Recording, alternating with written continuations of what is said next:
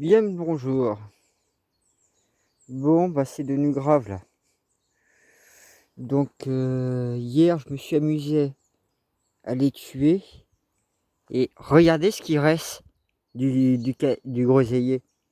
Mais c'est grave, hein, parce que là, moi, cette branche-là, vous voyez, il y en a encore, hein. Donc là, je vais mettre, vous voyez, j'ai ramené le pulvérisateur. Je vais bien le rincer, bien le nettoyer. Et je vais mettre du savon parce que regardez les fruits, comment ils sont en train de tous devenir. Et j'en ai déjà perdu pas mal. Bon, celui-là, il est en train de mûrir. Et voilà ce que ça fait aux fruits. Donc ça, c'est mon gros premier problème. Et j'en ai chopé certains dans la main dans le sac, comme on dira. Parce qu'il y en avait un qui s'était barré de l'autre côté. Mais il y en avait un dedans. Donc en fait, là, je me fais maintenant bouffer les fraises par les merles. Là, ici, bon, je sais que c'est un pivert qui a fait ça. Et donc du coup, comme j'ai découvert que le merle passe par en dessous mon tunnel et bouffe mes fraises, on va devoir solutionner la chose en question. Donc je vais prendre un filet que j'ai dans mon cabanon.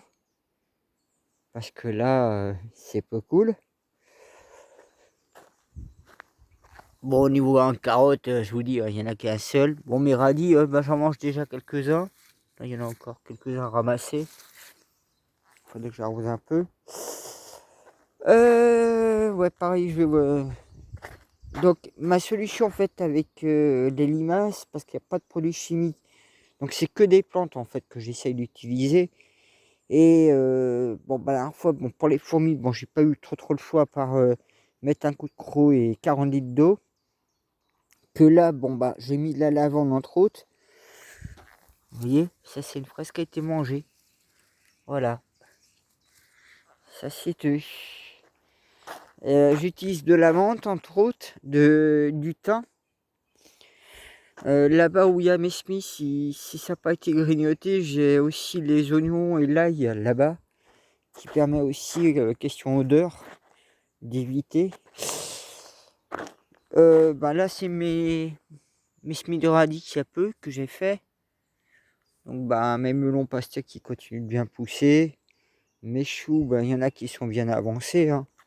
Mes choux-fleurs, je sais plus trop en fait. Mes tomates, bah, elles fleurissent tranquillement. Ça, c'est les tomates cerises. Vous voyez, là, c'est une tomate. Donc cet après-midi, je prévois justement... bah, vous voyez ici, il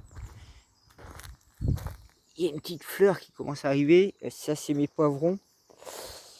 Donc, ben, vous voyez, hein, là, je suis obligé de faire un traitement, hein. Ils vont me tuer mes plants, là. Les vers chenilles, là.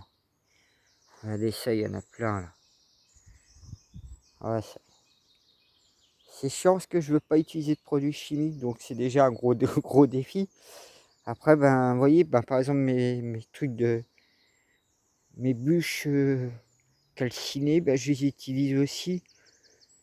Parce que bon, c'est un bon répulsif limace, entre autres. Puis, ça a des vertus, propriétés par rapport à au magnétisme aussi. Donc là, ben, comme vous savez, mes petits pois et mes haricots que j'ai pas mal arrosés. Donc là, vous voyez, mes semis, hein, ils ne sont pas touchés du tout, hein, depuis que je les ai mis. Bon, comme je vous dis, j'évite aussi d'arroser en journée. Alors comme je vous ai dit, hein, j'ai peut-être des soucis de sol aussi au niveau acidité.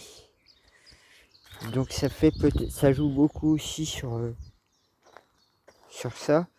Mais là maintenant, comme le potager depuis l'année dernière il est fini, donc tout ça c'est fini, il m'a fallu 2 ans, sachant que la première année c'était dégagement de terrain.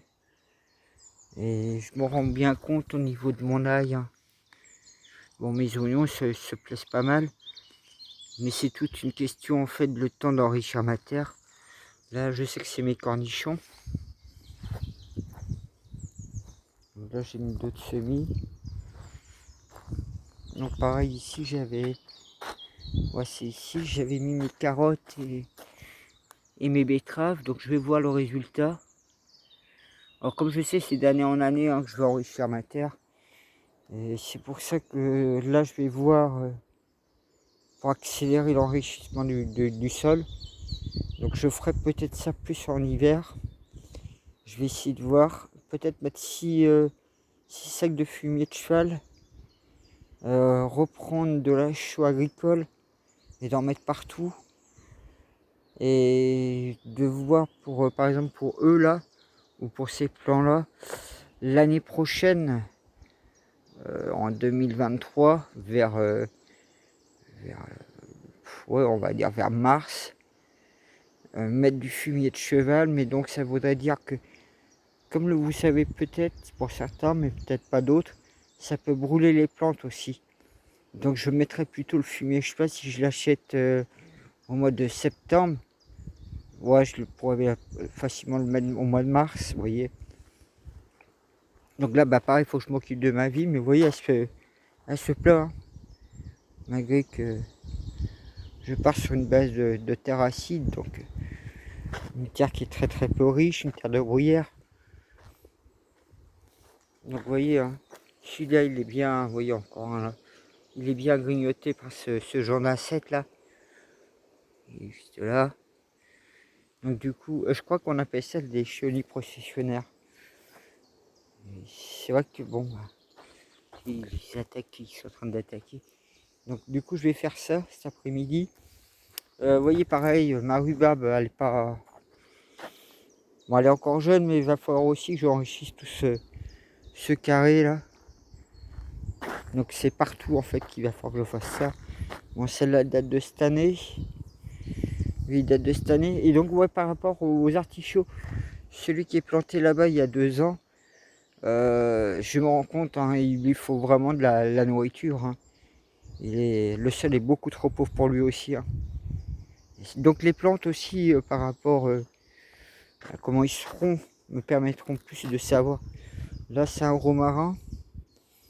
Donc pour l'instant je le laisse pousser sans trop le toucher.